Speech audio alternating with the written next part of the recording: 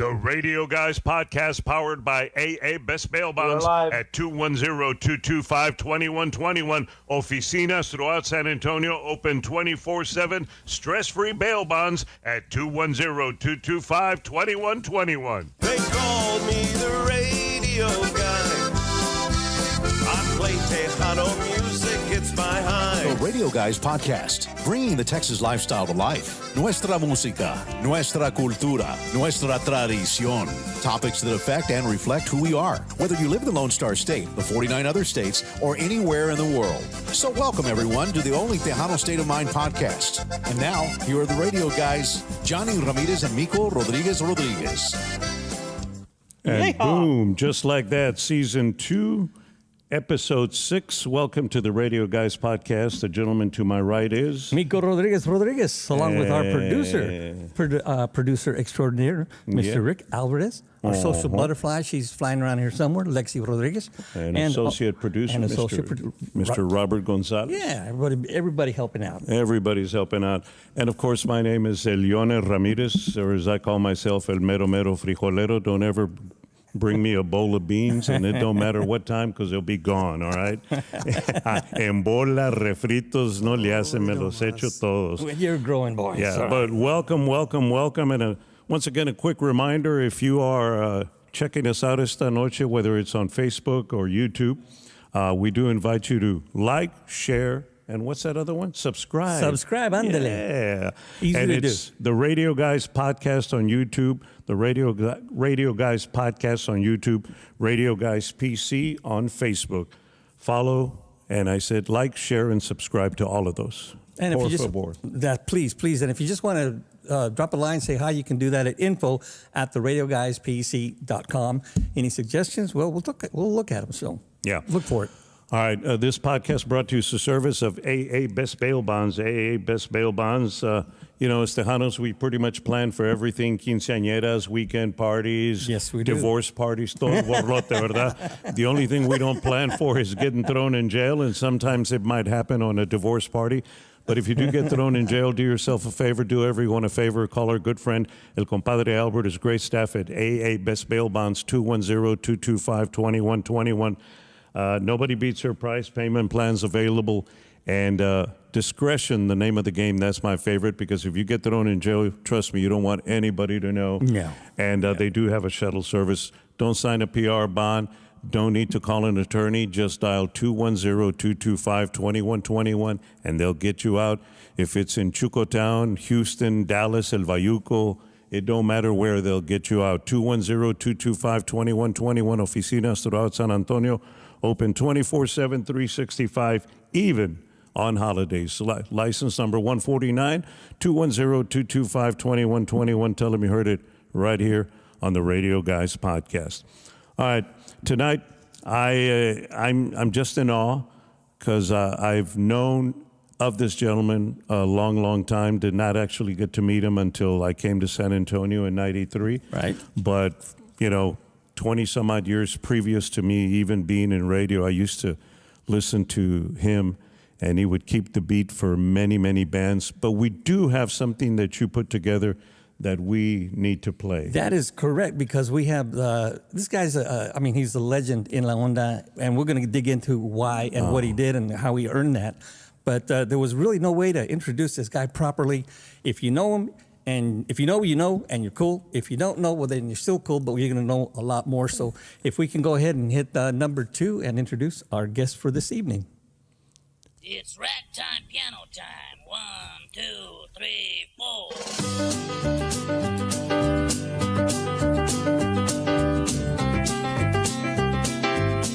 All right, that's a 2-minute segment. We'll give you a 10-second countdown.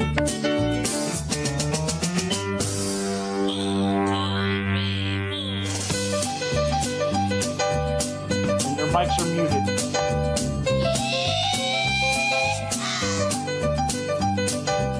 Vestida de blanco, te encuentro hincada en el altar. Las leyes de la tierra dictaron mi sentencia, me dieron sin clemencia 20 años de prisión.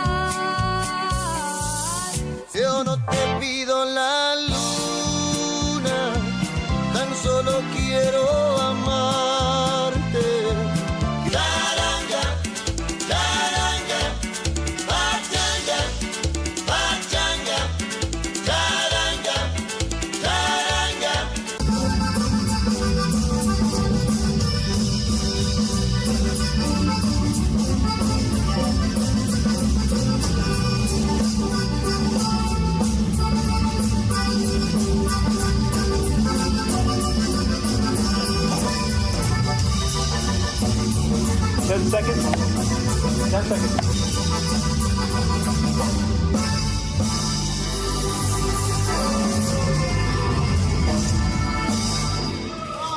Yeah, ladies and gentlemen, Mr. Balde Muñoz to Bienvenido. our left. Yes. And again, indeed, an honor.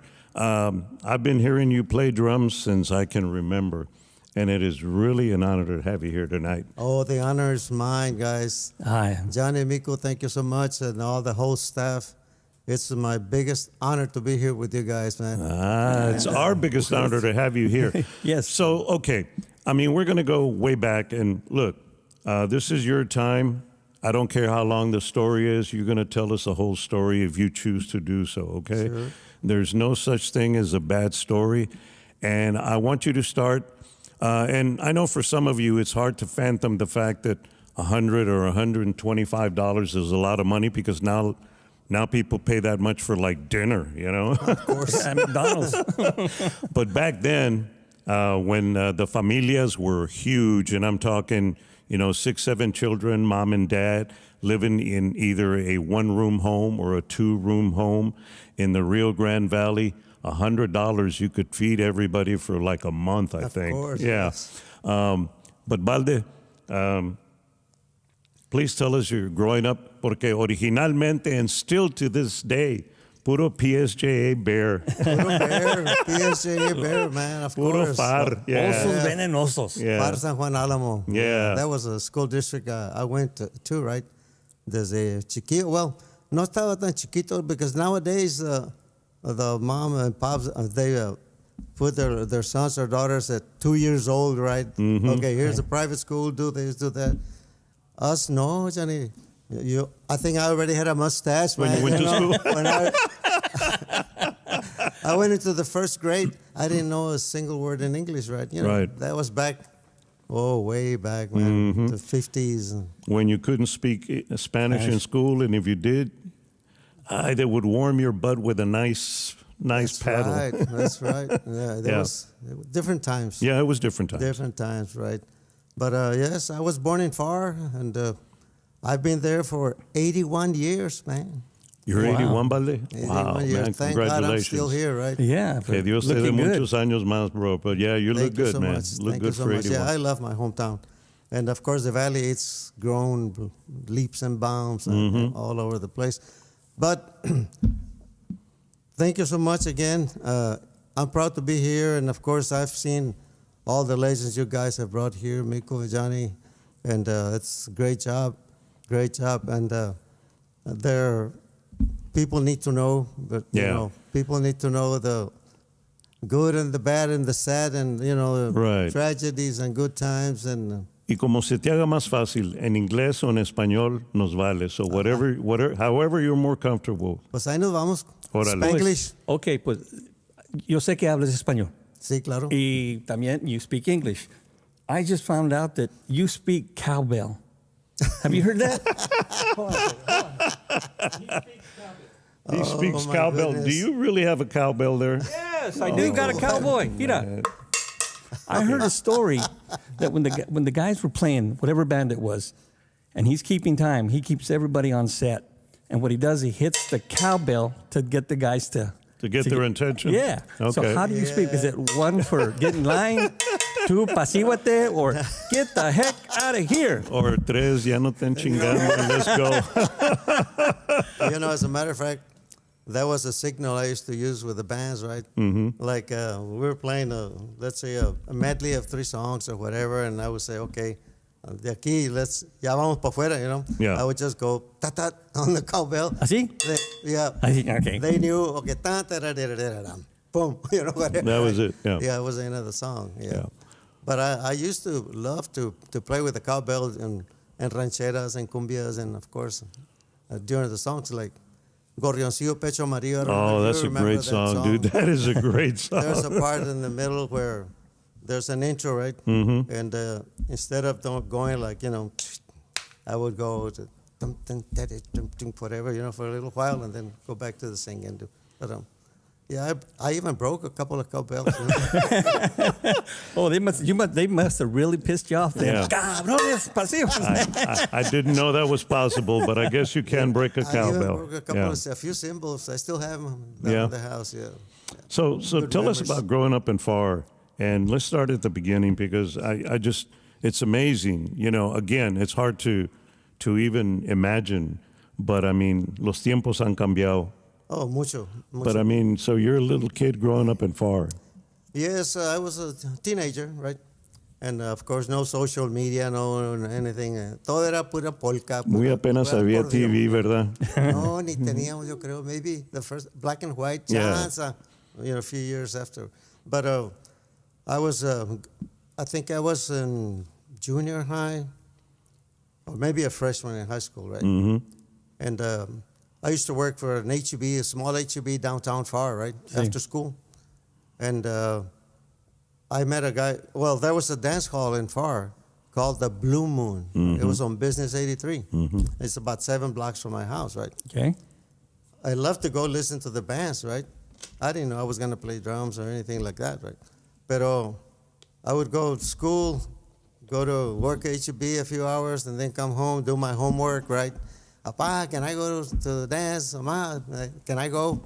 Okay, be careful. And you know, since the city estaba muy chiquitito, right? Yeah. No había problemas de que be careful because of this or that, Sí. you know. I would skip and hop to the dance hall and go in, and I used to be intrigued by the drummers.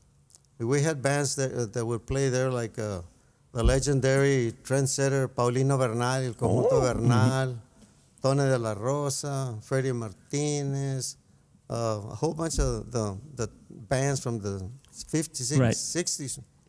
And so I would stand by the side of the stage, and I would admire the guys, and I would go dance a little polquita or something, right? And think, si me echaban ojitos o yo le echaba ojitos to somebody, right? Anyway, so we would dance, and I would come back and listen to the band. For some reason, I was intrigued with the drums, but we didn't have drums or anything, right? I didn't play drums in school or anything.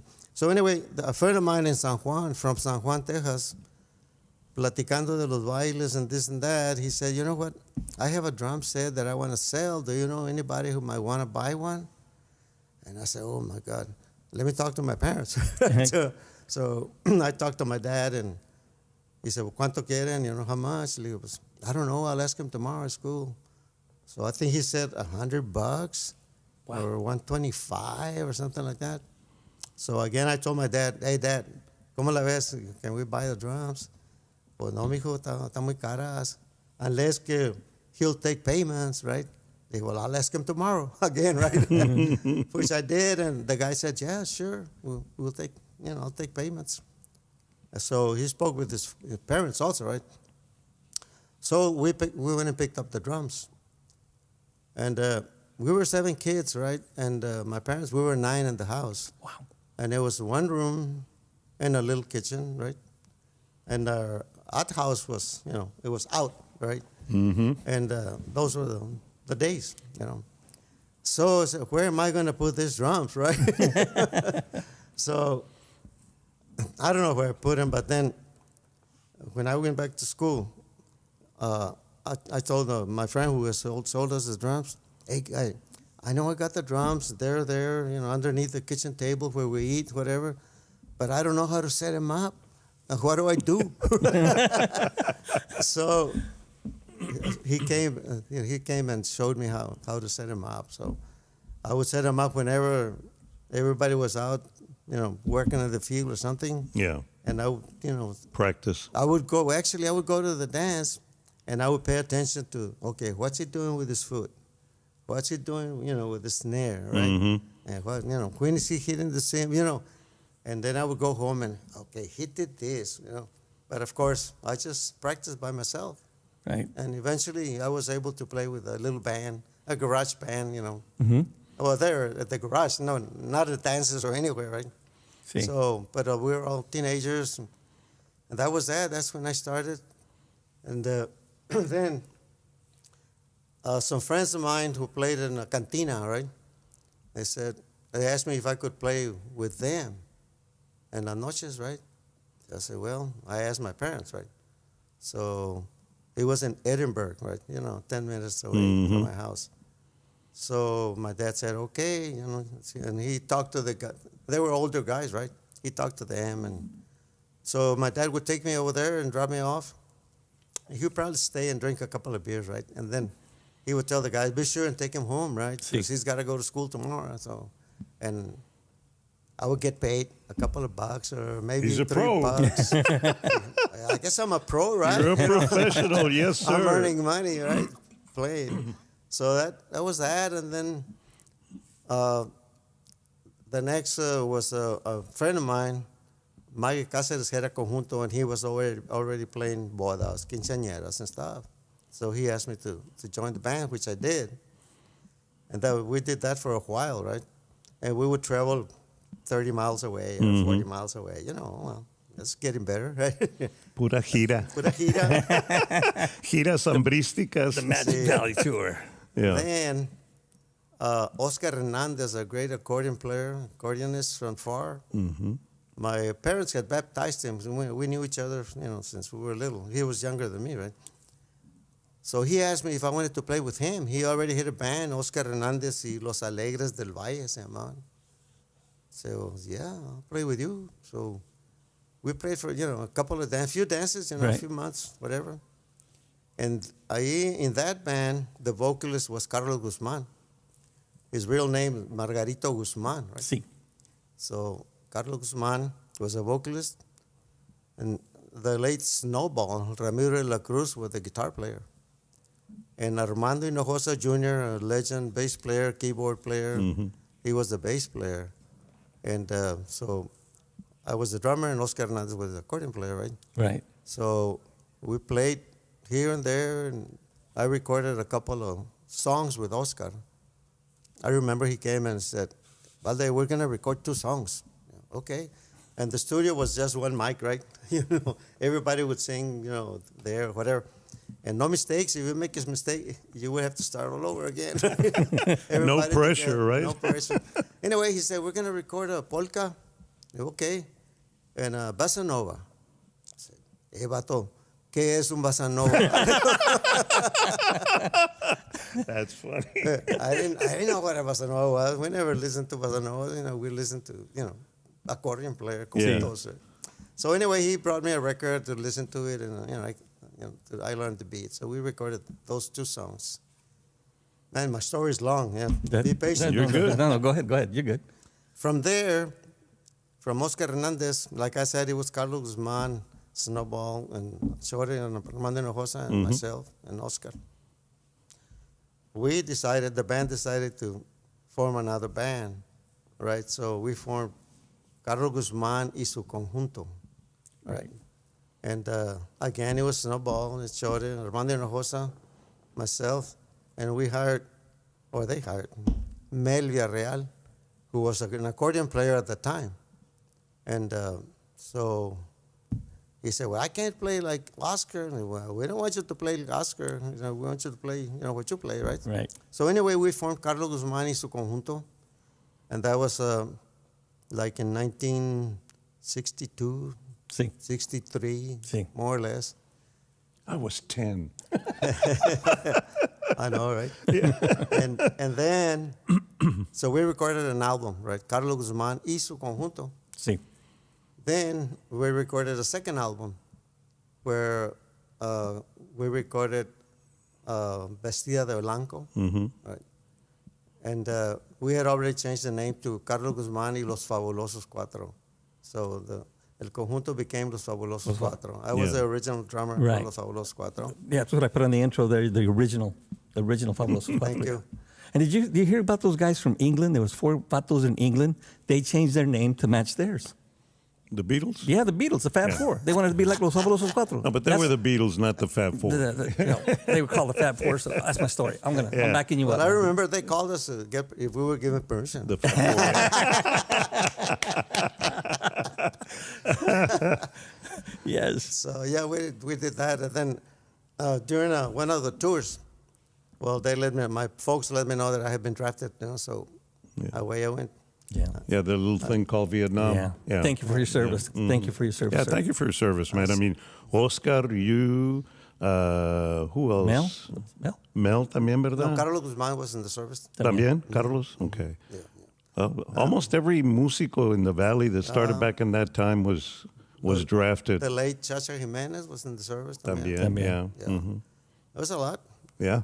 Yeah, Miro Valdez, the guitar player of the Romance, was in the service. There's a lot of musicians who went and we came back, thank God. Yes, yeah, gracias a Dios. And you were able to continue, but it wasn't back with the Fabulosos. Oh, you mean when he came back from the Army? Yeah. Oh. No, he wasn't back with them. At that time, they would say that if you have this job, you go to overseas or whatever. When you come back, you get your job back.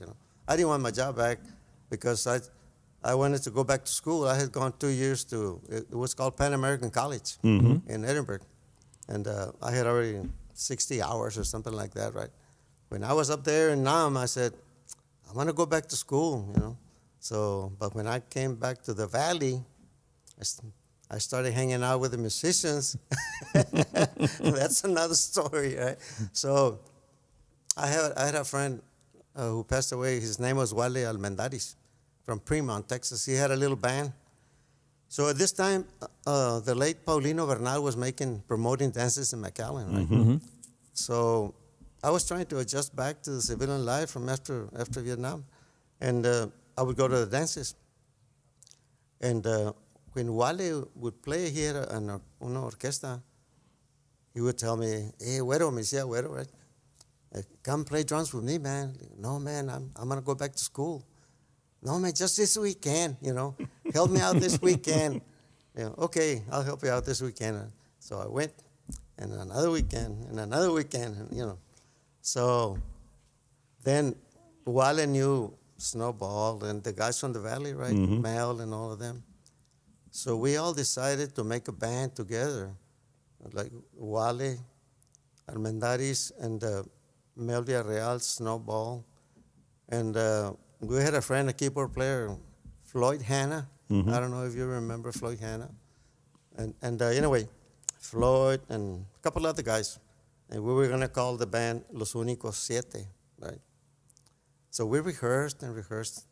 Then it happened that Mel and Snowball were still with the Fabulosos, right?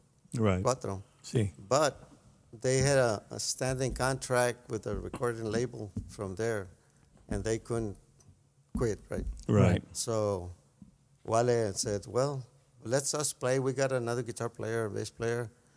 And Wale was the vocalist and the leader, right? Wale Armendaris, and we played one gig in Kingsville. I remember the place, La Jabalina, se llama, Kingsville. We played that night with Wale Armendaris, and after the gig, Wale said, you know what, this isn't what I wanted. Because he really wanted the voices of Mel and Snowball, right? And to do this. That three-part harmony. Three-part harmony. Yeah.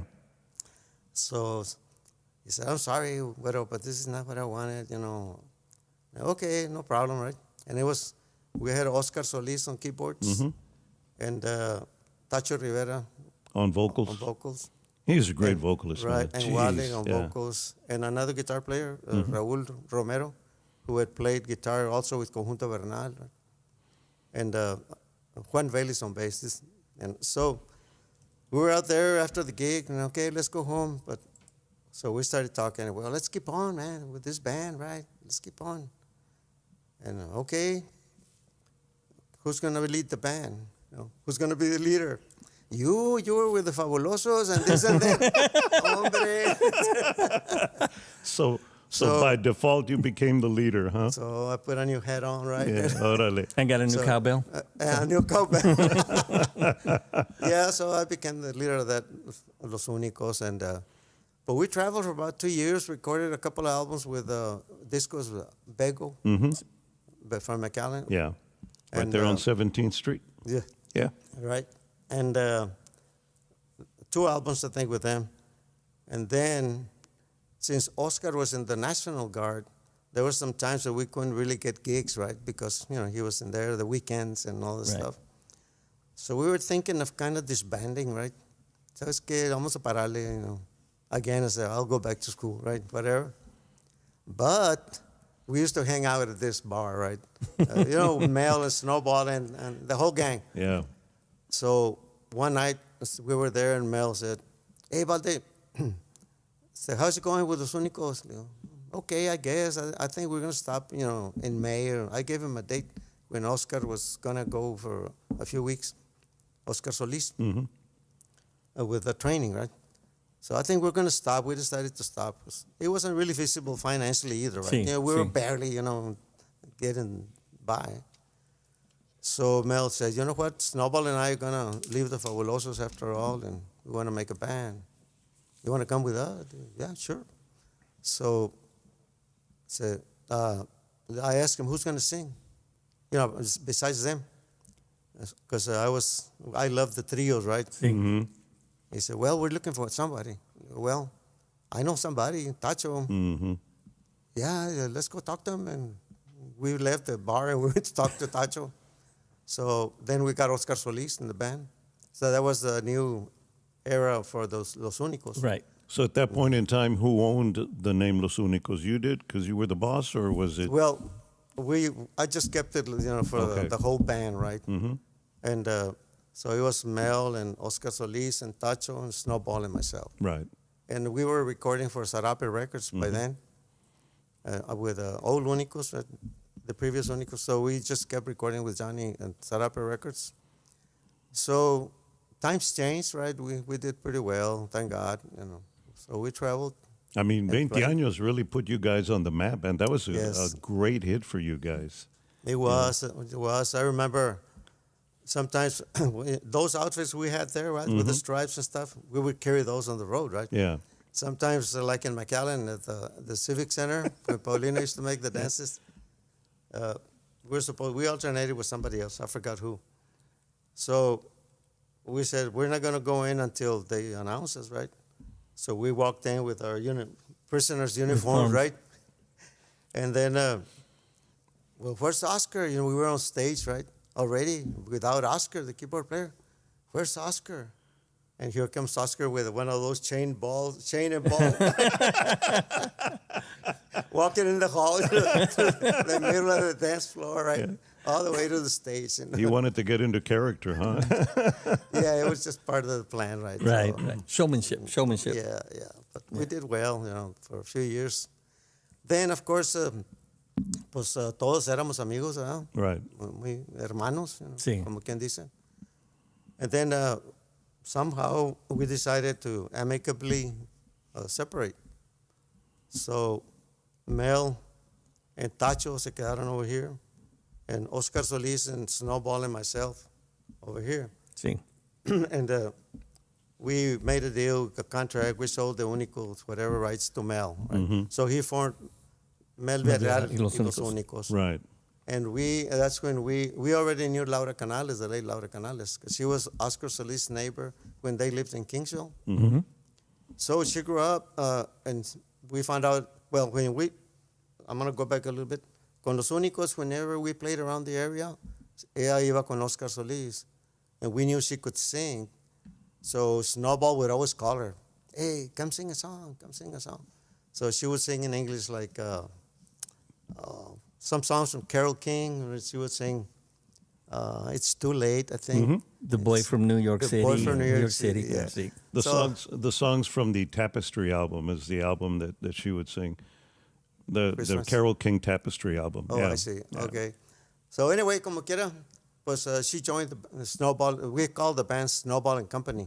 The Snowball was in charge there. And it was Snowball and Oscar Solis, myself, and Laura, and Jonny Rodriguez, I think, on bass.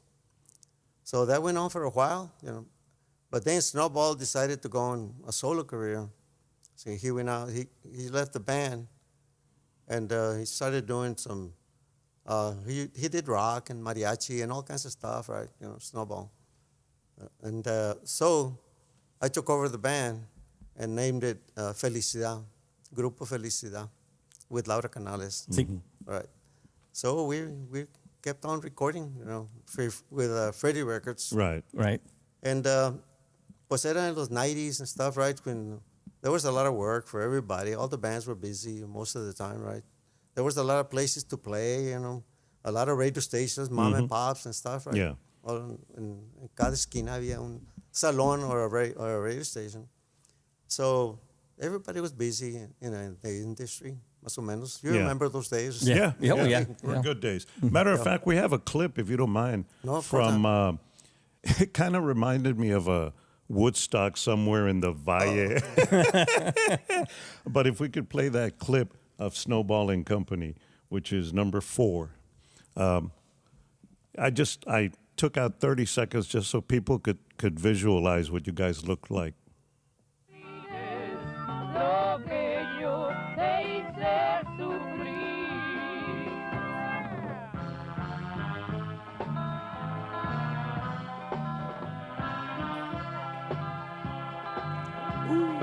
Okay.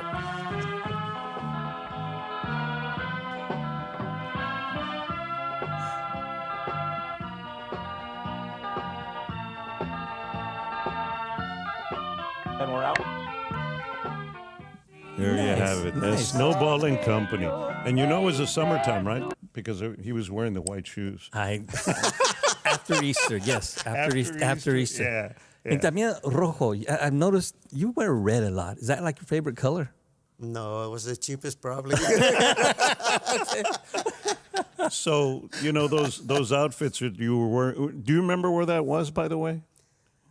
I know we did one in the Edinburgh racetrack Okay. a long time ago, but I don't think that was it. Because, There's another one. like I said, I took 30 seconds, but it's a full 4-minute something video, and they panned the crowd, and it looks like, a bunch of Chicano Woodstockers, man. I was like, okay. like at the Woodstock, right? Yeah. Woodstock, there you go. Like, It was different times, man. It was a good time, actually, yeah. Man, so now you're with Felicidad, and when did Encanto? Because you changed the name, right? Yes, we did. I don't even remember why. Okay. But we changed it to Encanto, and then I decided to feature Laura, and we named the band Laura Canales y Encanto. Right. Because she deserved to be featured because she was. To me, she was la reina de la onda tejana. She was the trendsetter, all the other girls to follow, And so... It's interesting. You always had Oscar Solis on keyboards. Right. And that guy was, I don't know, I know how to tell the difference between drums and keyboard, but I know he played the harmonica, the keyboards. Was it the flute or the piccolo? What was it that he played? He played one of those darn things. I don't know the difference. He had a... what do you call it? Melodica? One thing Okay. que tiene unos keys, like melodica, I think. Yeah, he played that one, but yeah. That sounds good. I'm going to go with it. No, it's got like a keyboard, but yeah. Okay. And go ahead. No, he played bass and different instruments. Oscar was a character, but go ahead.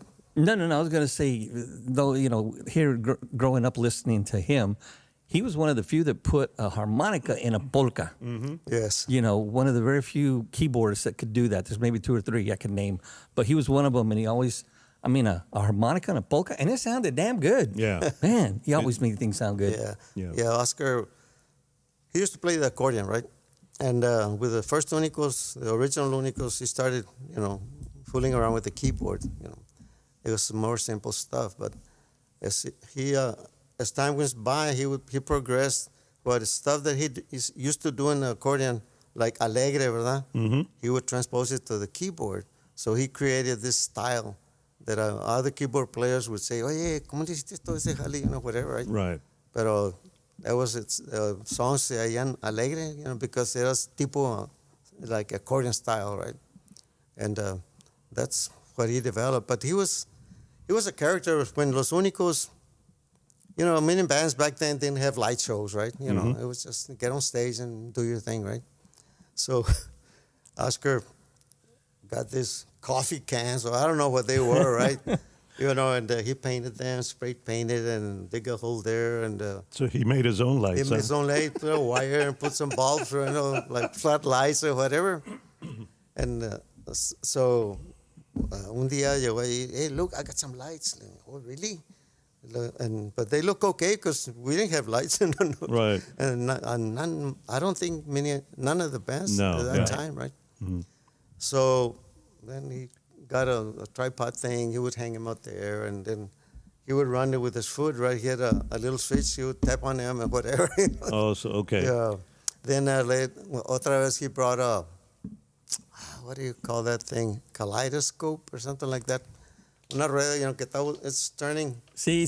Like the old Christmas trees. Yeah, those Christmas tree lights, yeah. And he would put it to face the stage, right? In small, the venues were small, right? So he would put it in the back, and he would tell somebody, hey, ¿me la prendes? El otro. So the stage would look like weird, Say, wow, Oscar, where'd you get that? So people would say, oh, Los Unicos, they have a light show and this and that. A poor man's light show, but it worked, right? There you go. Well, that's what I wanted to kind of just let everybody know is that when we talk about a pioneer, you bought a drum set, you didn't know how to put it together, but you went and you moved forward. But throughout those years, all the way up to this point, I mean, you were traveling like from California to Chicago. The music wasn't even known as Tejano. It was either Onda or Chicana. Maybe didn't have a name when you were playing. Or Tex-Mex. Yeah. But you were creating a sound and listening to all, the different music. I mean, y'all had the harmonies were awesome. And you guys did some different stuff with like different organs and guitar riffs. I mean, you were creating a sound that we can see kind of grow throughout the onda. Plus, I think it's always been one of my favorite, the 2-3 part vocal harmony that you guys had, that Los Chachos had. To me, that was always like, yeah, that's the Valley sound, baby, right there. Yeah. I always liked the trios, even after Los Unicos, with Laura, with Fandango, and everybody, and that was my favorite. But how did you were able to like create that with the different people around you? I mean, Carlos Guzman has said, and we know he's a good vocalist. He said if it wasn't for Balde and Mel, kind of keeping me in, not in line but on key, they made me a better singer. I mean, so you had that effect where you were able to make other people better around you, and. Well, I could never sing myself. You could have even to whistle. Me desafinaba. If I would try to whistle a tune or something, I'd go out of tune, right? No, but we really liked the trios from Mexico, like Los Tres Reyes, Los Panchos, and all those. So from there, even when we started with the Fabulosos and Carlos Guzman, then Mel and Snowball and Carlos would make a tremendous trio, right? So we just kept it on going, Even though they were gone, I had a different band. I would still try to keep the tradition, of trios. And I was very blessed to have found musicians who could sing and play throughout, the Los Unicos and with Laura, and after Laura with Fandango, and and so we always did 3-part harmonies or 2-part harmonies, right? But a mí me gustaba mucho, so we try to do it a lot, And we used to do some English stuff, right? Also like what you heard there a little bit, right? And with Fandango, not a lot, but some old English, oldies. yeah. I like oldies, right? My eyes adore you. Yeah. I like that one. Frankie Valli. Mm-hmm. Yeah, so we did a lot of that stuff, The stuff you did with Fandango USA later, I mean, Yo no te pido la luna, Gorroncillo Pecho Amarillo. What's that one about the train tracks? ¿Cómo se llama la rolita esa? Oh, Álgame Dios, ¿cómo se llama? Anyway, so some great stuff there, man. I mean, I go back and I listen to that stuff, and that's it, man. I want to pop open a beer and a shot of tequila and just sit there and just chill. But it's still to this day, to me, is some of the greatest music ever. Caminito de Rieles. There you go. Caminito de Rieles. Funny story about Snowball. The first actual radio station that I jocked at, because I started out at a news station, but the first one that I actually was a DJ at was in Mission. In Mission, there was a Foy's, a big grocery store. Mm-hmm. Then there was a little Mexican restaurant. Then there was KITM Star 105, and Manny Lopez was the program director. Yeah. And Snowball, I don't know how, but he got the gig. So he was the night jock. And I think he was working from 6 to midnight. So I'm driving my car all of a sudden and listening to the station because to me, it was a kick-ass station, you know? Right. So then all of a sudden, he stops playing the music and he brings out the guitar and he starts singing with the guitar. I was waiting for it. I was waiting for it. He's singing with the guitar, and Manny's like, Snowball, you got to follow the format. That's why I put it together. But he's like, le valía. And he would still care. do that years after. He would still, when he was on the radio years after, he would Yeah. break out the guitar and just start playing. Yeah, because he didn't like what he was going to play, so he Right. pulled out the guitar. And he's snowballing, he can. There you go. Yeah, donde quiera que andaba, llevaba su guitarra. He used to record with a little guitar. We called it the Rusty because he was so old and it had little cracks and stuff. But Kind of like Willie Nelson's old beat-up guitar. probably. Yeah. See, And Yeah. figure. Yeah. He said that an older, when Snowball was young, un señor se la regaló, un viejito, que le enseñó mucho Snowball, he would say, right? And the guy would tell him, never paint it, never change it. The sound it gives you right now like that. So we called it Rusty, the Rusty. He would record with that and everything, you know. that guitar. Ramiro La Cruz en paz descanse, right? Yeah, Ramiro La Cruz. Yeah. Yes, sir. A lot of memories. So I remember. a lot of people, and I would say that the majority of people probably know you because of, Charanga.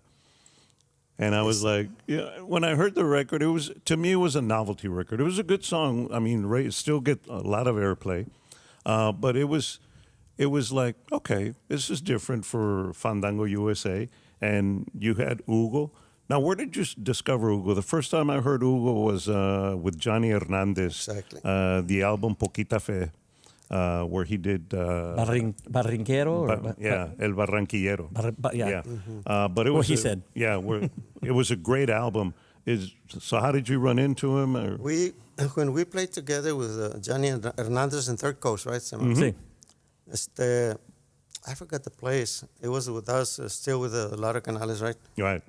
And the guitar player I had, Ever, he knew Hugo from Laredo, Texas, because both of them had lived in Laredo. Hugo at this time was in Temple, Texas. Anyway, he introduced Hugo to me, right? Or we introduced each other, whatever. So Hugo told Ever that the band, Jonny, was going to disband at the end of the year, right? Right. And he was, looking for an opportunity. Said, well, habla con Balde and see if you all need somebody. But we had Laura, right? Mm-hmm. So it just so happened that by the end of the year, and Laura decided to go back to school. Right. So she quit the band, and I remember about Hugo because I had heard him, Amparito, I think it was, también, una que grabó con Jonny. They would play, like they would say, Jonny Hernandez, Third Coast, y salía Hugo cantando. Right. So I said, well, I like that. So anyway, we called him. He went to the Valley and, to audition, whatever, right? So I picked him up at the airport, and so he sang a couple of songs. And, hey, man, I liked it, right? And his voice, pues, he was young también. Bueno, él, yo no, ¿verdad? No también, él. So he had a nice, clean voice and everything, right? And he knew a lot of keyboards también, Yeah. So, so anyway, we made a deal, and he went back, and then he came back to rehearse, and we rehearsed. Y le dije a Freddie, we're gonna keep on with you guys if you want to, but I'm gonna have a Hugo cantando. Sí. No, it's fine, whatever. We had good relationships with the Martinez. Right. Right. So, la primer song era Yo no te pido la luna. Mm-hmm.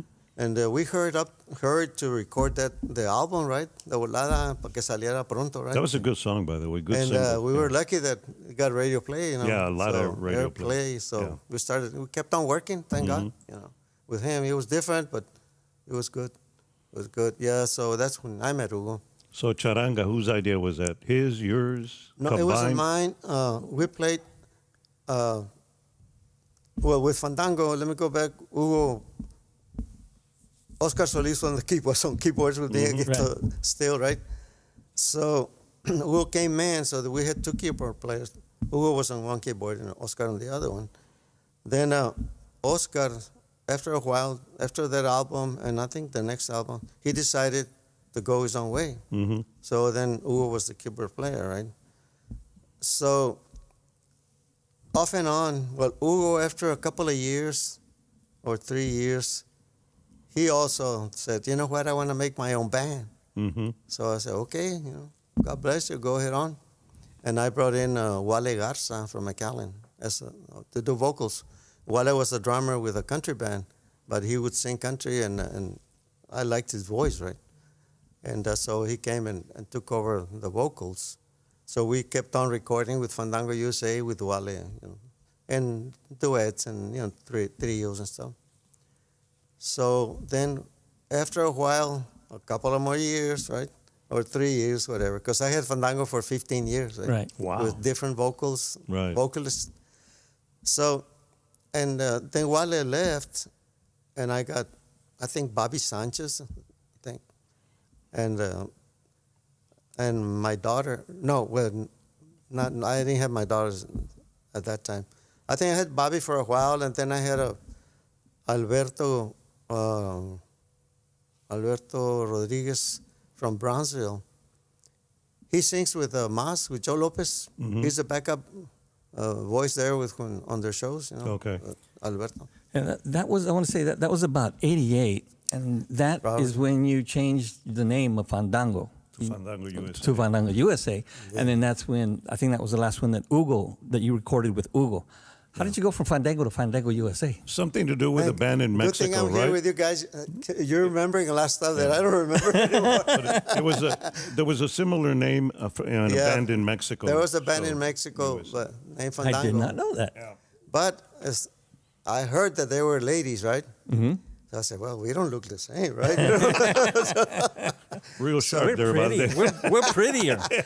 So I said, and I said, what do I do? What do I do? So I said, oh, you know what? Just USA, right? Andale. From the USA, Fandango USA. Yeah, that's when we changed the name. And then after that period, then Hugo came back. And, Yes, Hugo came back again. Right. Well, actually, he formed a band, right? Right. He did. Party band, and he was together with a new wave band with Snowball and the late Jesse Serrata and all those guys, right? And I don't think it worked out too well for them. Right? But anyway, Hugo came back after a while, so we kept on recording, right? And going back to La Charanga, Hugo me decía, because Hugo, when he was in Laredo, Texas, he used to play congas with a gentleman by the name of Sergio Ruiz, something like that. At the clubs, at that time, a lot of clubs had live bands, right? So they would play Tropical, I guess, and stuff. So Hugo told me that there was a song that people liked. It was by the name of La Charanga. And he would sing a little bit, right? I said, well, that's different, let's do it. I said, well, I don't know the lyrics. So he called his mother from Laredo, Texas. Hey, go to Nuevo Laredo and see if you can find the lyrics for me, right? Right. So she did, and so she sent him the lyrics, and we wrote the lyrics down. So I said, okay, we're going to do it this way. Hugo was the arranger, right? Do it this way, that beat, right? And here I'm going to put in like a little rocket, a little rock in there in the middle and stuff. And at that time, salían los 45s, right? 45 RPMs, whatever. So Freddie Martinez Jr. had written a song, se llama Te lo vuelvo a repetir, una ranchera. Sí. Yeah. So we recorded La Charanga, knowing that it was different.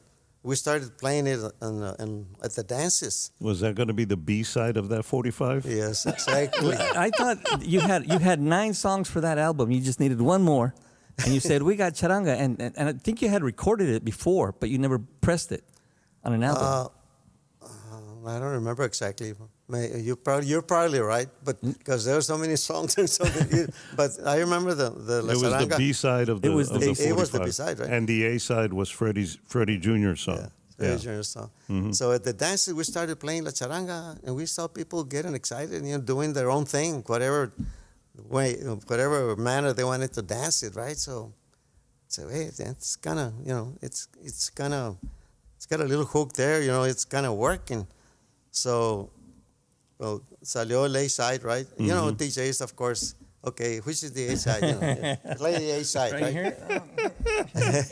Right here. All I know is that well, that was the way it was, right? Yeah, that was the way it was. when I would get to the radio station, if there was a brand new album, didn't matter who it was from, Manny would go there. He says, okay, the red, the green, the yellow. The reds were the ones that play as much as you can. The green, secondary, and the yellow were like tertiary, If you had to throw a song in at the end of the hour, that would be it.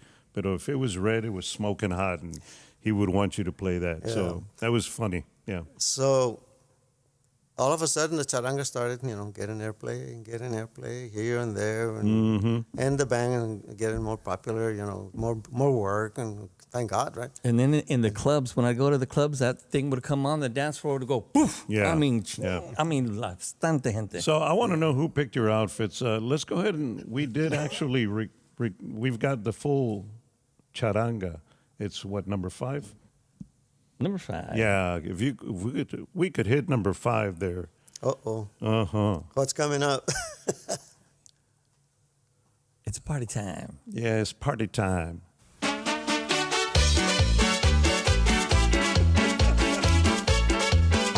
All right, your mics are muted.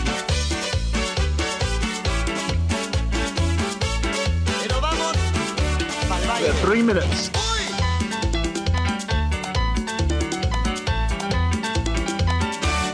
Yo nunca había bailado, pero hoy en día me he entusiasmado con ese ritmo de la charanga, porque me he dado cuenta que hasta los cocos botan la mula y se sienten buenos cuando la bailan. Yo nunca había bailado, pero hoy en día me he entusiasmado con ese ritmo de la charanga, porque me he dado cuenta que hasta los cocos botan la mula y se sienten buenos cuando la bailan. Charanga, en la costa se goza mucho con charanga. Charanga, en la costa se goza mucho con pachanga. Pachanga, en Colombia se goza mucho con charanga. Charanga, Venezuela también la mueve con pachanga. Pachanga, pachanga, charanga, charanga, pachanga, pachanga, charanga, charanga. Pero mira que sabía que no se casa por el modo de mirarme. Parece que no duerme, amanece, anochece en la rueda del fandango. Ella quiere que la muerte se la lleve charangando. Charanga, charanga, charanga, charanganga, ganganga, charanga es una buena ganga. Guaracuacua, guacuacua, guaracuacua, guacuacua, guaracuacua, guacuacua, guaracuacua, guacuacua, guaracuacua, guacuacua, guaracuacua, guacuacua.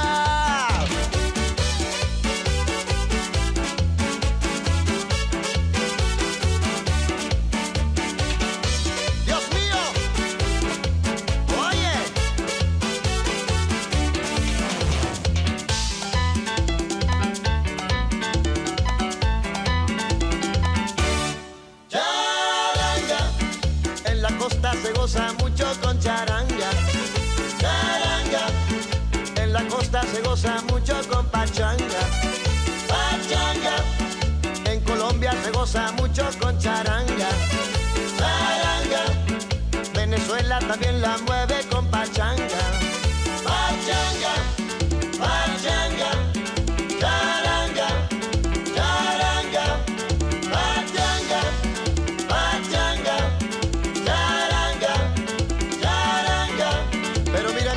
Sabía que no se casa por el modo de mirarme. Parece que no duerme, amanece, anochece en la rueda del fandango. Ella quiere que la muerte se la lleve charangando. Charanga, charanga, charanga, charanganga, ganganga, charanga es una buena ganga. Guaracuacua, guacuacua, guaracuacua, guacuacua, 30 seconds, gentlemen, 30 seconds.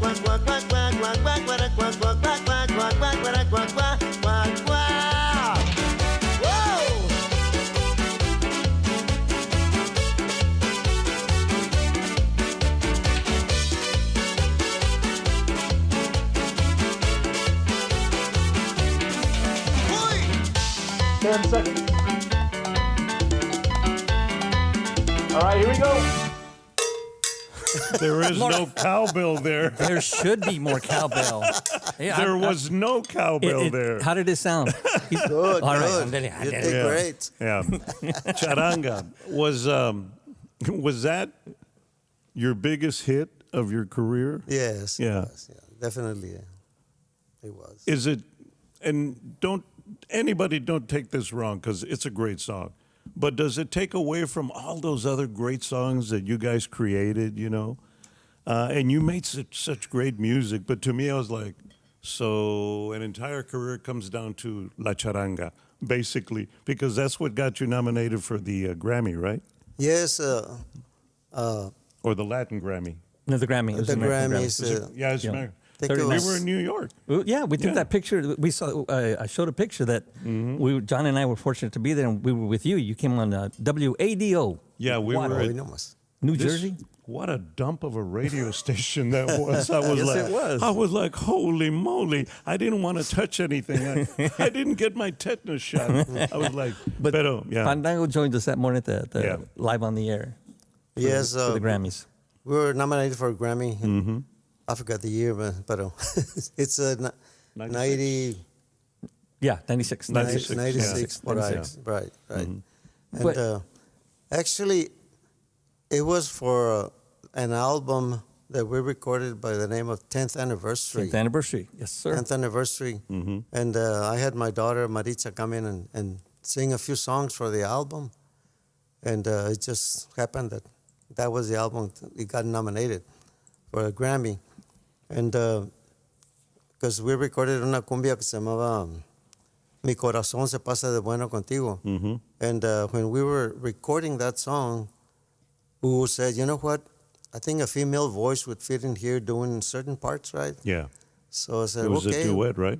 Pardon me? They did it as a duet.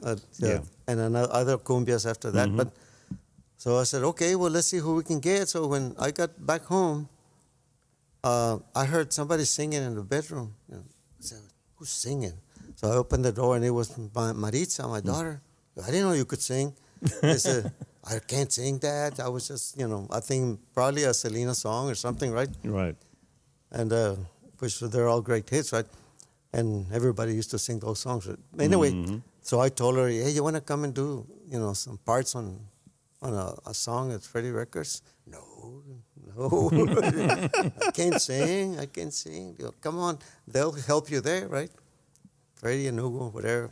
Anyway, she did. So, and then I told her, hey, you want to join the band? Come on the road. So, she was on the road with us for a while.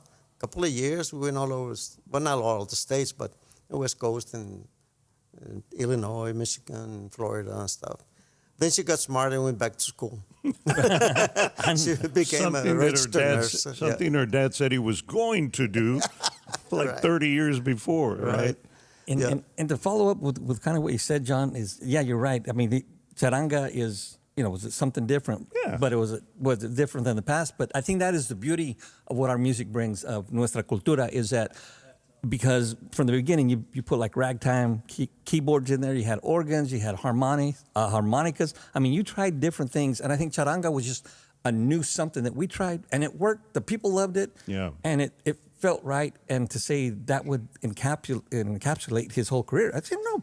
I'd say it was just another Are you step. okay, dude? You're using big words. I know. I'm straining over here. Encapsulate. Encapsulate. No, pero I it's. just want to see if you got a fever or I something. know. I don't know. I got the big word dictionary. Pero it's the beauty of our music that you can Yeah. add to it, you can take to it, you can, Yeah, we did and if it works, it works. The Charanga gave us some great moments. One of them, I remember my daughter, Vanessa, she was playing with a marching band of a PSJA high school, right? So she said, hey, Dad, you know what? Mr. Taylor, who was the band director, he made us, he suggested we learn the charanga, the music for la charanga. Said, you did? Said, yeah, we play la charanga on a football field, right? So I told my brother, Oscar, may he rest in peace. Yeah. And I said, Oscar, there's going to be a home game on Friday, and we weren't going to play that Friday. I don't want a gig. Let's talk to Mr. Taylor, see if he would like for Fandango to sing it Oh, that's while cool. the marching band would play it. Uh-huh. So we worked things out. I talked to Freddie Records. So they hired a limousine and all kinds of stuff. So, and Rock and Roll James helped us from the booth, right? Yeah. Right. Hey, Rock and Roll, introduce us, He right? announced you, yeah. Yeah. So during the halftime, we were out there in the back, and we got in the limo, and the ROTC from high school, they walked us. We were in the limo and down the racetrack around the field, and they had a little stage there. So we got up on the stage. No instruments, right? Just because the band, they started playing, man, La Charanga with a whole marching band. And we sang the song, right? We did the song. It was cool. That was nice. I wish I had a video. I asked Mr. Taylor. I saw him at the Cleaners the other day. Do you have a video for that? I said, but I'll look for one. There was no Facebook, but if Facebook would have been around back then, Balde and Fandango USA all over the place. Yes, sir. Around the world. Yeah. Another great moment was that my brother Oscar said, hey, you know what? They invited us for a fundraiser in Houston to play, right? Said, really? For whom? I said, for President Clinton. What? For Clinton? Yeah, they're going to have a fundraiser, and they want somebody to entertain the people out there. Some of the people, not the crowd where he was, with all the, the rich folks or whatever, right? But there was other rooms, bars and outside in the open. So I said, well, okay, did you make a deal? Yeah, I made a deal. Okay, let's go. So that was another thing, after he spoke over there, the president, he came over and. Or they took us up where he was, right, with the securities and stuff, and he was nice enough for us to take a picture with him, right? So, all right. He didn't give you a cigar, did he? No. Okay. He just said, "Thank you, guys." That was it. That was cool, man. Yeah, that was cool. Pretty cool. Yeah, pretty cool. Yeah. And just 2 years ago, I'm sure you've heard of the Vegas Tejano every year. Sí. Right? Tejano takeover in Vegas, Right. David Chavez, the promoter, he had been asking me for the last 2-3 years, hey, how about a reunion, you and Hugo, a reunion? I kept saying, no, whatever. Finally, 2 years ago, Hugo and I got together, we hired a couple of guys, and we did a reunion in Vegas, one of the big dances there. It was fun. 2 years ago, I think that was the Westgate, right? The Westgate. Yeah, the Westgate, yeah. I think that's when they finally moved there, yeah. So a Fandango USA reunion. Yeah, but it was a short set. It was an hour and a half segment of reunions of different bands. It was Romance and Pio Treviño. Romance, Pio Treviño, and Fandango. It was... So 30 minutes each. Yeah, 30 minutes. Yeah, de volada. La Charanga, and Ya Mario un millón de veces. No te pido la luna. Yeah. All the hits. It was fun. Yeah. It was fun. So you were telling me you actually quit playing in 99? Yeah, back in 99. I still had the band going. My brother, who was the road manager and the manager and booking agent and everything, he passed away in 97. And so in 99, I had a heart attack, right? And it was a weird story because, anyway, I won't get into that, but so I had to hire drummers. Right? The first one I thought of was our dear friend Lalito Reina. Yeah. And of course, I've known his parents for ages. I knew Lalito when he was born, well, after he was born, of course, And he knew all the songs, the Fandango, the Laura, and all that on the drums, right? So he took over right away because he knew all Fandango songs. And I would just travel when I could, with the band, or I would fly wherever, and when there was enough money to pay for the flights and stuff, right? But anyway, then I kept hiring different drummers, a couple more drummers. Lalito got busy with his own thing, right? So in the beginning, you struggled because you had to hire vocalists. And now you're having to hire a drummer and a vocalist, right? Yep, and a vocalist and run the band, take care of the band and the roadies and everything. It was okay. Then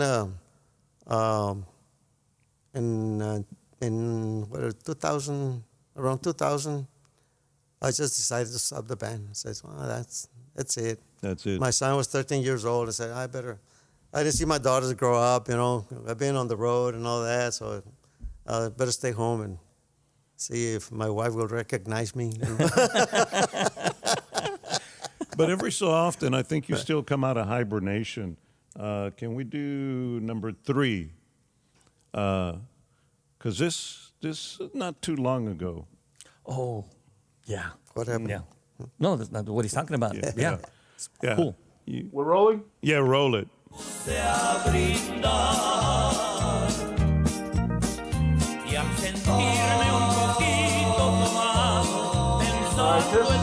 only 50 seconds total. I'll give you a 10-second countdown. Yo no sé lo que valga mi vida, pero yo te la quiero entregar.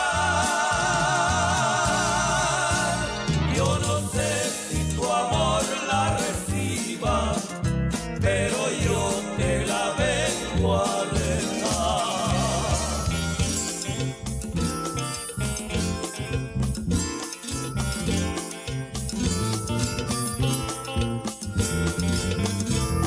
10 seconds, gentlemen, 10 seconds.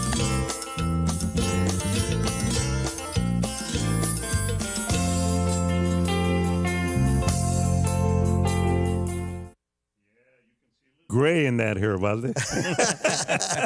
So you said you did a reunion 09 or something like that? Around there, Yeah. around that time, yeah, with Los Unicos. Yeah. Yeah, and because that was, the first one was in 2018. No, the second one. In 2018, we did another reunion, but Snowball had already Snowball passed. was gone, yeah. He But passed this at was 11.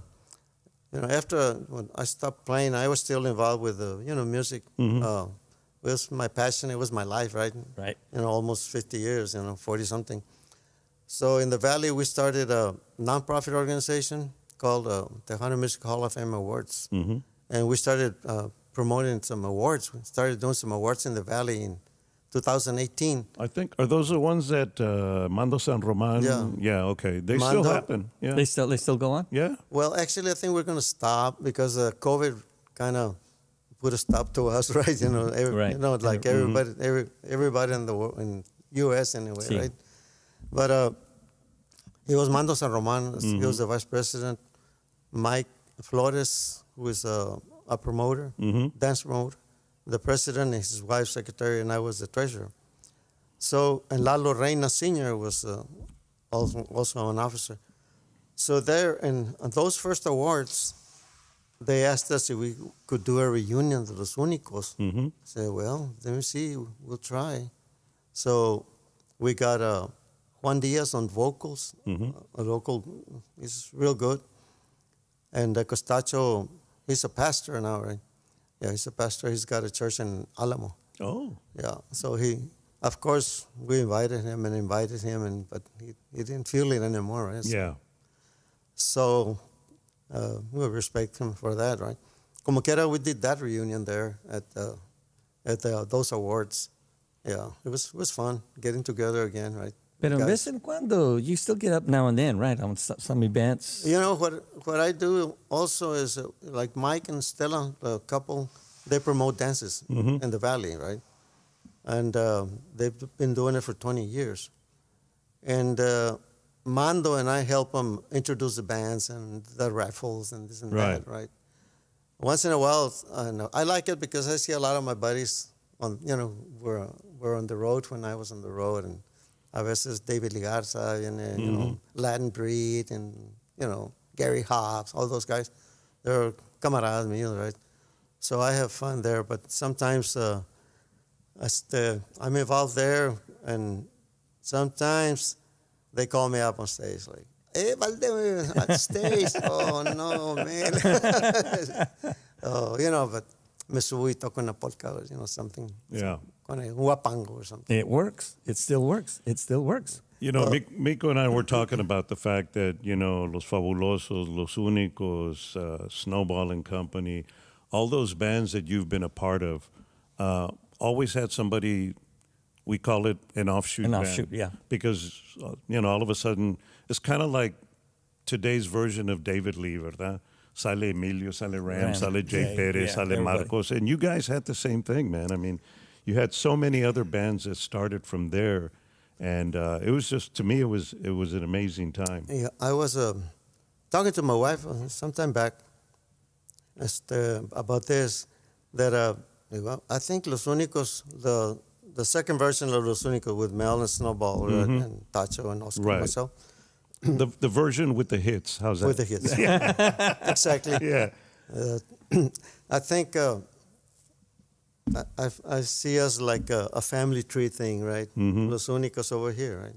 Right. From there, when we split at the beginning, it was Tacho and Mel, with Los Unicos still, right?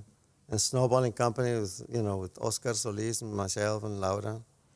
And then Tacho and Mel, after a while, they split. So then Tacho Rivera's, went on his own.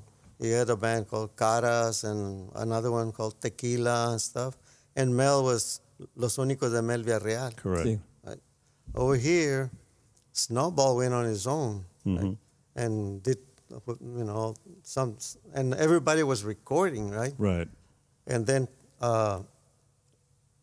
myself, well, I had Laura Canales and Fandango and recording. I don't know how many albums altogether, right? And then Oscar Solis, Romance, right?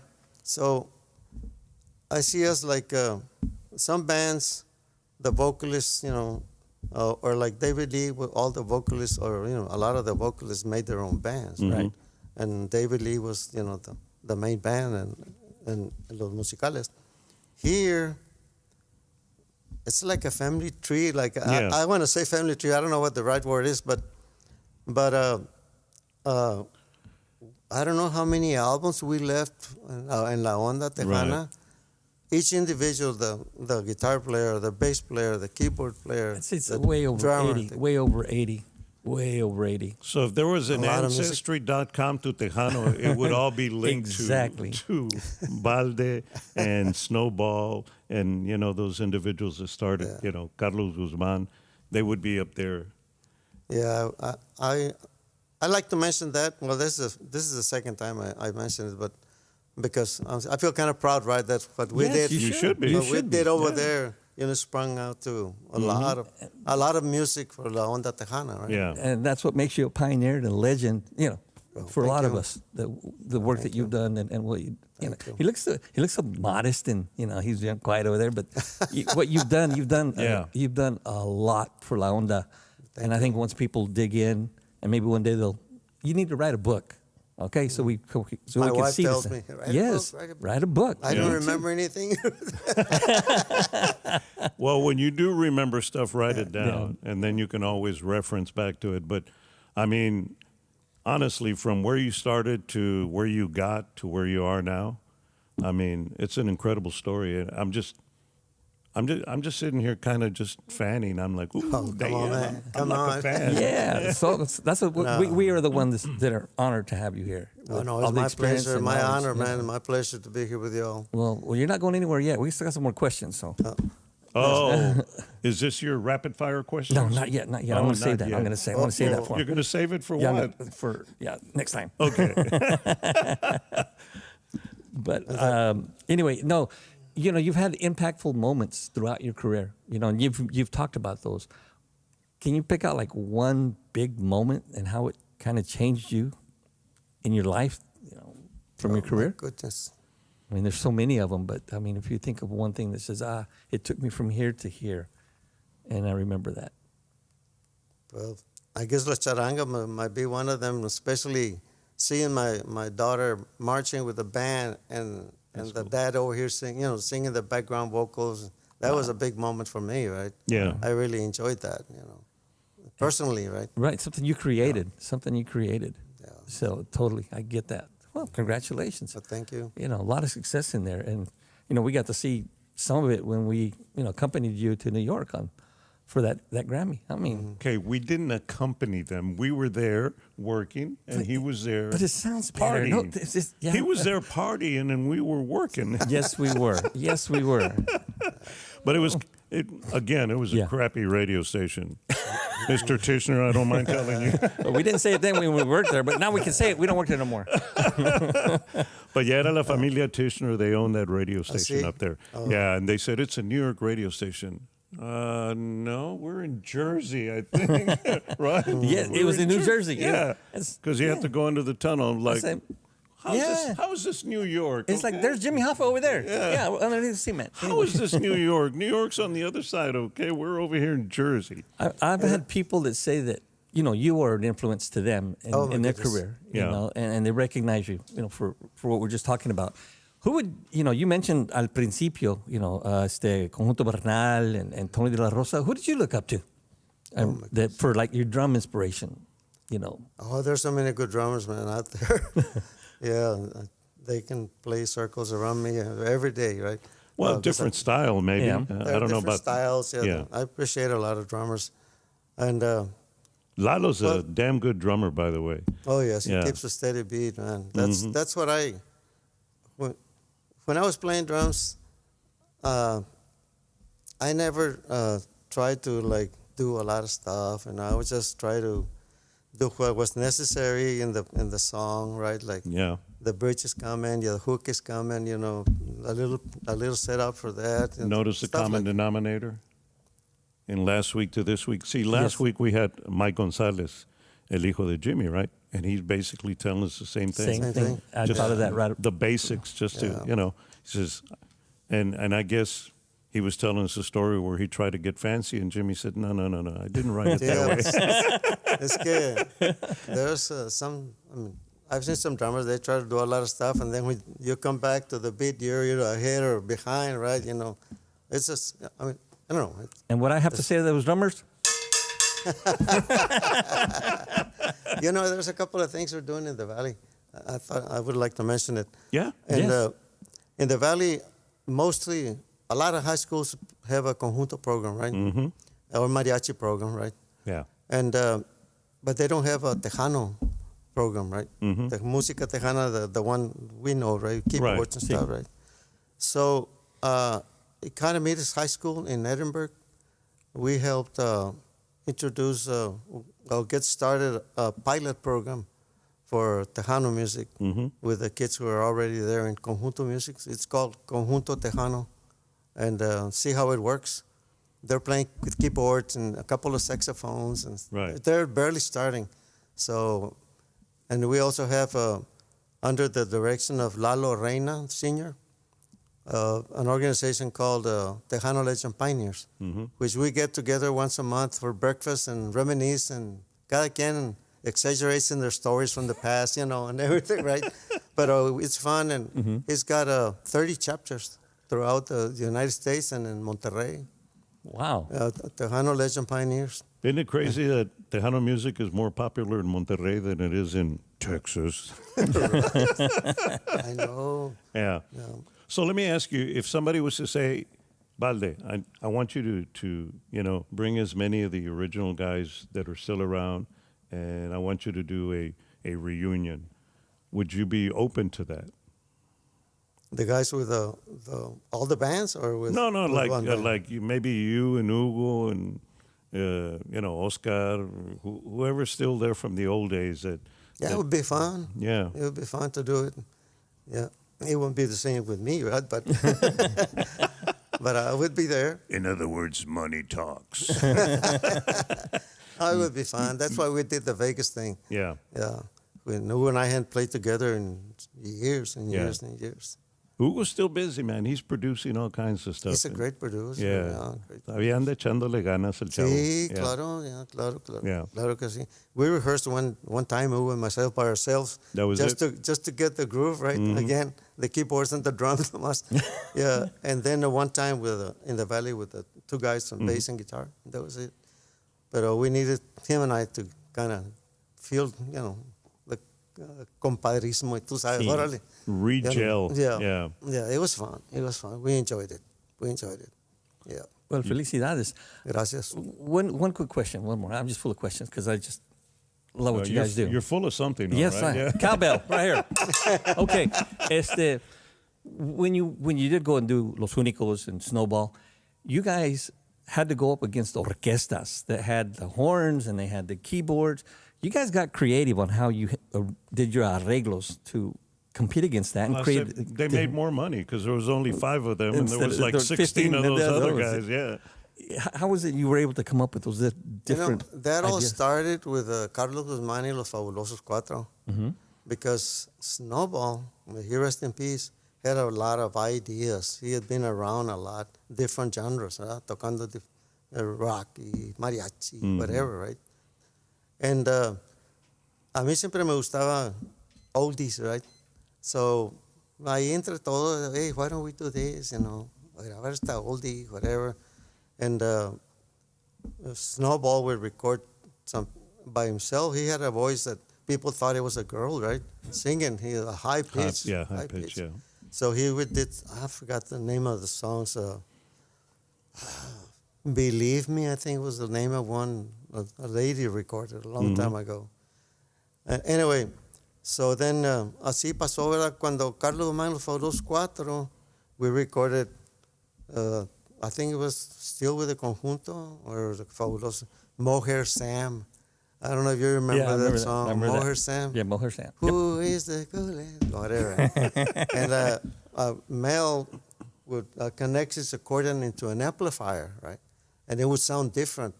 So he would, hit the chords on the accordion. It sounded, I don't know, like another instrument or something, right? Keyboard or something. So we would play like in Corpus Christi, Sonny Osuna, the big band, Yeah. Right. And we were 5 guys, right? Conjunto. So when we started playing the rancheras and everything, they would pop in a Mohair Sam or, something in English or country. We did some country too, right? So some of those bands say, who are these guys? Where are they from? Whatever, Yeah. So that's what we did with almost every band, but it was like everybody would cooperate, right? Yeah. Why don't we do this, something different, right? Right. The accordion with it wasn't a Leslie, it was just an amplifier, right? And that's what we did. Yeah, well, Snowball was well versed in the mind opening, The creativity process. the little wacky tobacco de vez en cuando que le hacía el primo. En paz descanse. Acá mi güero. Yeah. You got your rapid fire? I'm still working on it. Oh, you're still I'm working still working. on it. I'm still working on it. I've been playing with my cowbell, man. I've been playing with my cowbell. And I love that story about you using the cowbell. I just wonder now how many more bands are going to start. We're going to hear more cowbells at the dances now because the guys are going to try to, okay, así with it, So. Una vez tenía, hace tiempo para atrás, un podcast que es Mike de la 45. Him and Mike Torres and Mike and David. No? David Lee. They right? used to feature certain albums. Yeah. He was featuring Los Unicos album. I remember I was listening to it, and they talked about the cowbell. Y dice Mike, what's this with Balde and the cowbell? 'Cause we recorded, a lot of stuff. I don't know how many podcasts they did, but they did several. a few, yeah, right? they did a few, and it was David and Mike Torres. Mike Torres, and yeah. They would feature a certain album. Right, Yeah. right. They were featuring one of Los Unicos. The one that had the the cowbell. 20 años. Gorrioncillo, Pecho Amarillo, and all those. Yeah. That was a great album, man. Thanks. What was the one that you did? Something.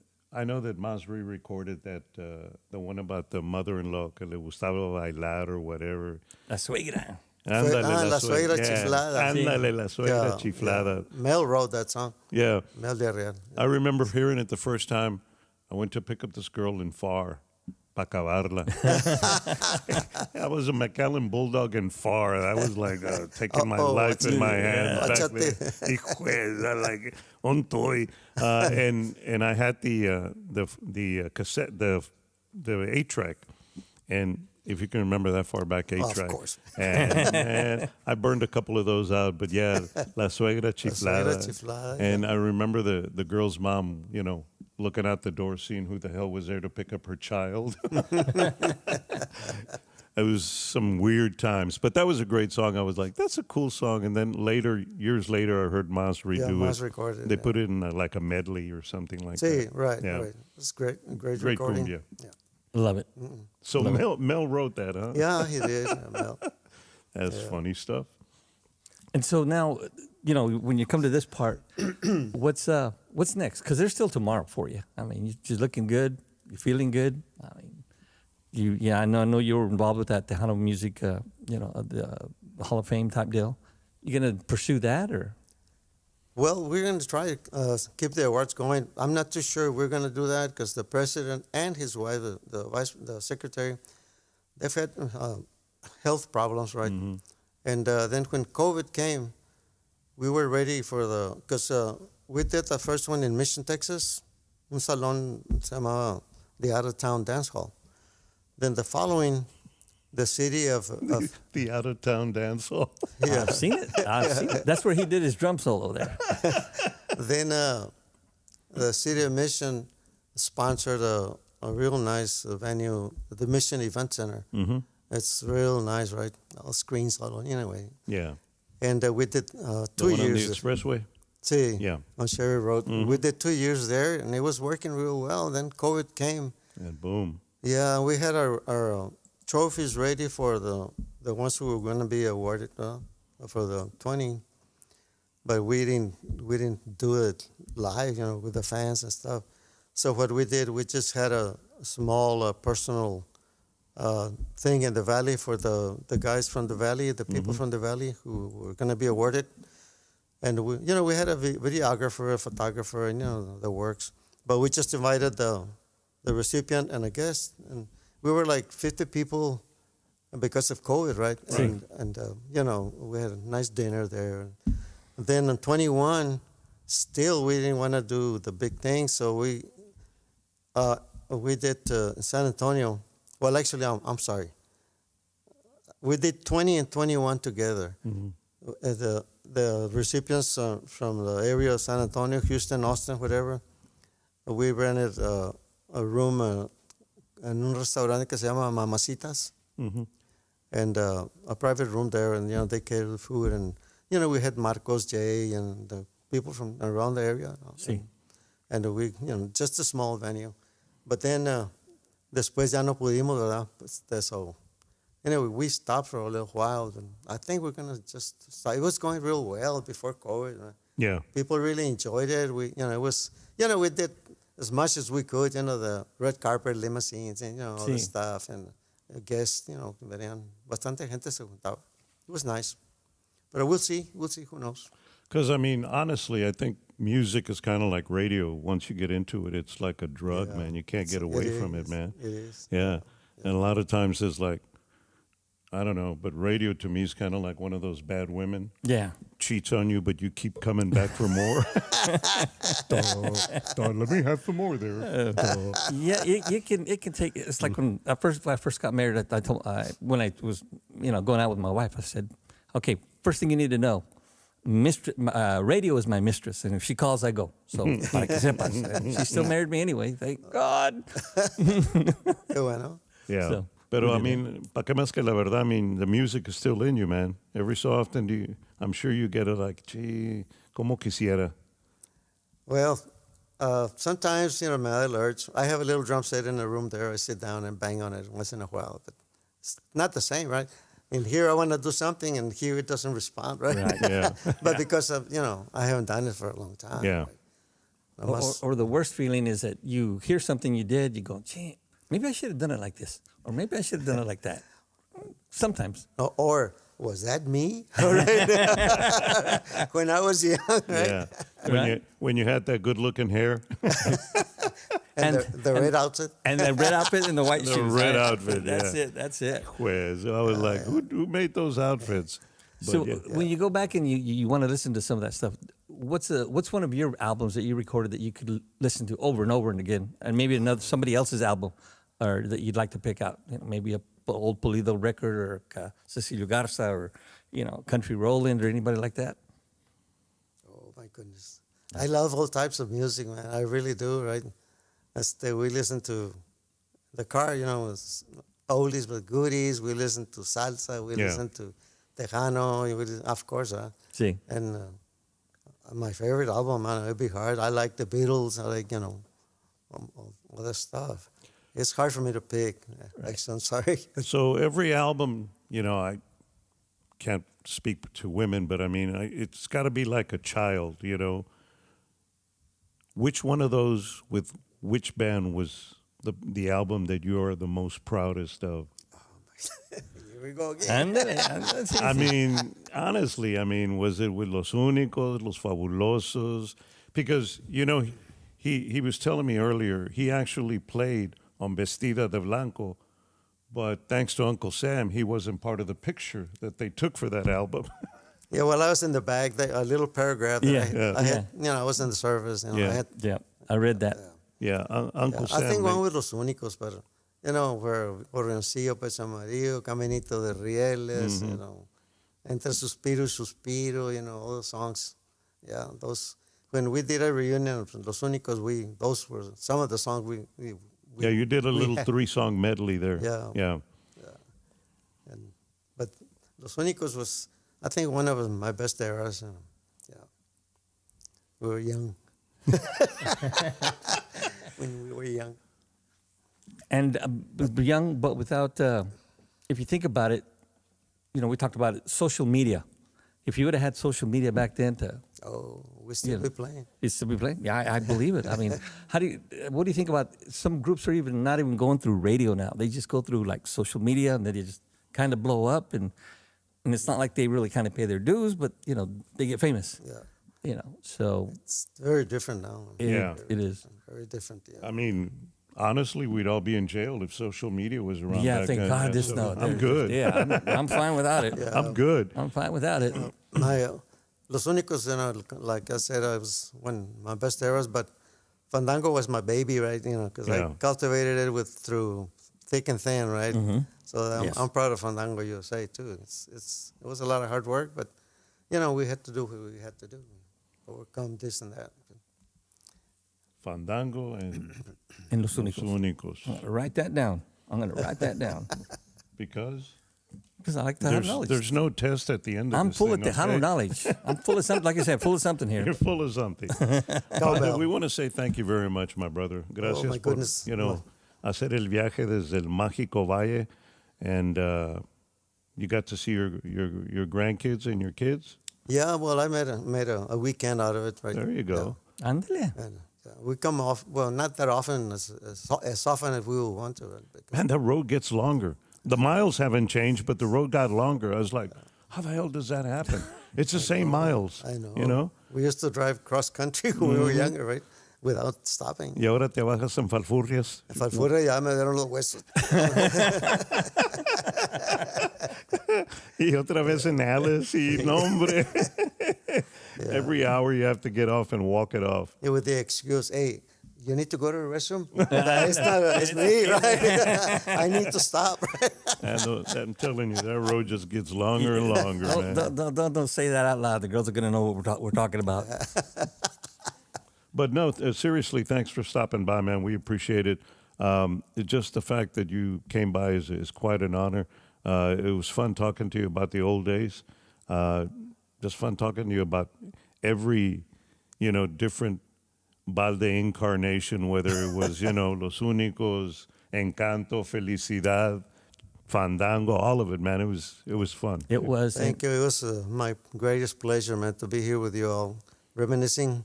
Of course, there are a lot of things you all remember that I don't remember, but still, it was Tenemos Google. Que tenemos Google. Ah, sí, ¿verdad? Yeah. Mico le hace Google and he takes notes. I don't have any notes. No. No, I'm just an idiot. I just want to thank you all and the staff here and everybody, but also all the musicians who are out there who I had the honor to share the stage with, wherever you're at, thank you so much. And we're great friends. We still keep in touch, a lot of them, right? Mm-hmm. But there was a lot of different musicians, but I was blessed to share the stage with a lot of guys. And my friends, I call them my friends, all of them, to this day. I don't think I have enemies. I hope not. Well, I'm going to remember tonight, but what would you want me to remember about you after tonight, after speaking with you and learning more about you? What was it you want me to remember about you? Didn't make much money, but made a lot of friends. There you go. There you go. Yeah. That's it. So is there a question that we didn't ask that you wish we would have asked? Oh. Like, they didn't ask me about this, you know?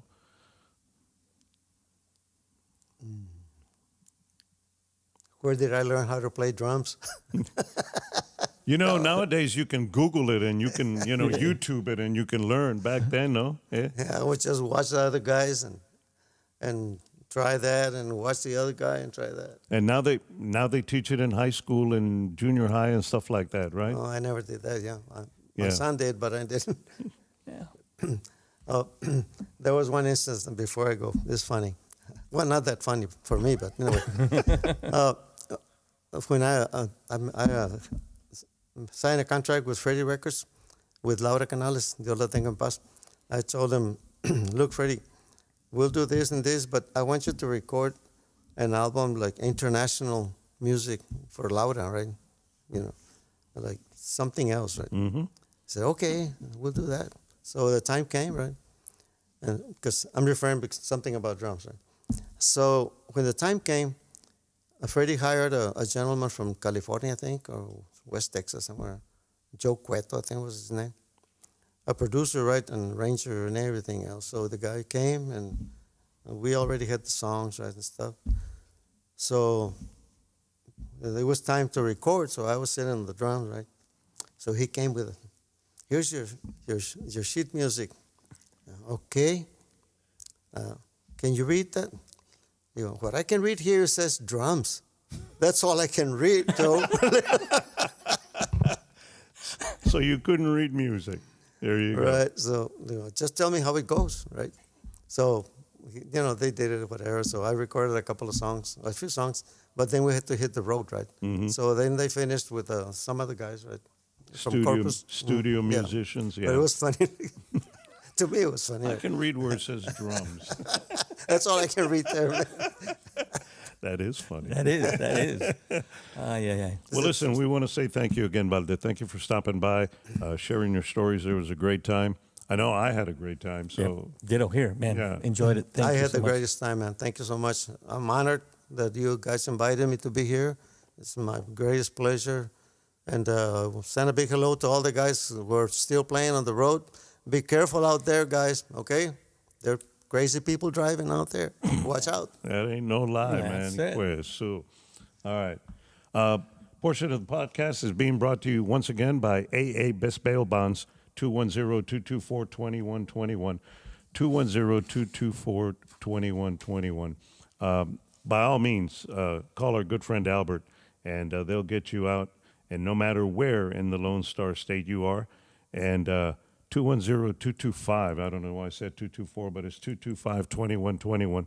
Payment plans available. Nobody beats her price. Shuttle service and discretion. And we all need discretion when we get arrested. You don't want to wake up and be wearing ladies' underwear and you don't know why, and you're in jail all of a sudden. So, yeah, call our good friend Albert. They'll get you out. No need to call an attorney. If it's a family member or a friend, you can start the bonding process online at mybestbailbonds.com, or you can text the word bail to 474747. All kinds of ways to get a hold of them. Oficinas throughout San Antonio. And no matter where in the Lone Star State, they will definitely get you out. 210-225-2121, license number 149. Tell them you heard it right here on the Radio Guys podcast. And again, 210-225-2121. Yes. Good, and you want to remember the number, because if you ask me your phone number, it's nomás dice el Jonny. I can remember the phone number. So. I used to remember numbers, but this smartphone has made me actually stupid. So I don't have phone numbers anymore. I have two phone numbers, and those are emergency numbers that I actually know. Do you remember any numbers, Balde? Nope. All I know is that FAR was 787 Yeah. or 781. ¿Te acuerdas? Yeah.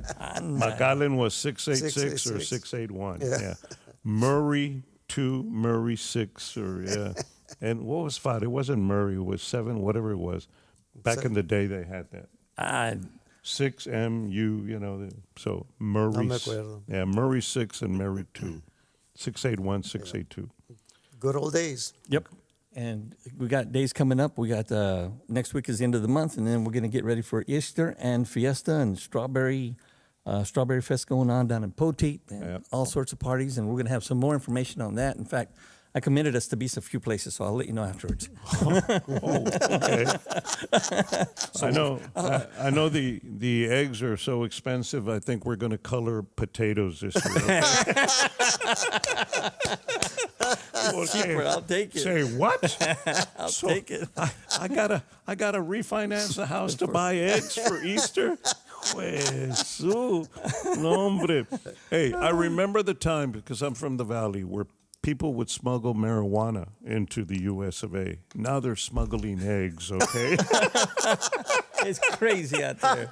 A donde llegaba el tiempo es que lleva, no, nada. And 3 dozen eggs, 4 dozen eggs. And back then it was, a little bag or a big bag. Qué cosas, no. Again. Cambió todo. Balde, muchas gracias. Te lo agradecemos del fondo del corazón, carnal. Thank you so much. Gracias a ustedes. Gracias. Appreciate Gracias. it. All right. I'm ready. We ready? We're ready. All righty. No, you can stay right there, sir. The opinions and comments on this podcast do not reflect opinions of our employers, those of who we work with and work for, strictly from the sick and very depraved minds of Mico Rodriguez and yours truly, Jonny Ramirez. Some assembly required, subject to change, TTNL and batteries not included. Colorín colorado, este show se ha acabado. Ya lo hubo con el tubo, se acabó el toothpaste. Peace and taco grease. And we'll see you next Monday night. So, hasta pronto. Ay, juez. The Radio Guys podcast powered by AA Best Bail Bonds at 210-225-2121. Oficinas throughout San Antonio open 24/7. Stress-free bail bonds at 210-225-2121. The Radio Guys podcast powered by AA Best Bail Bonds at 210-225.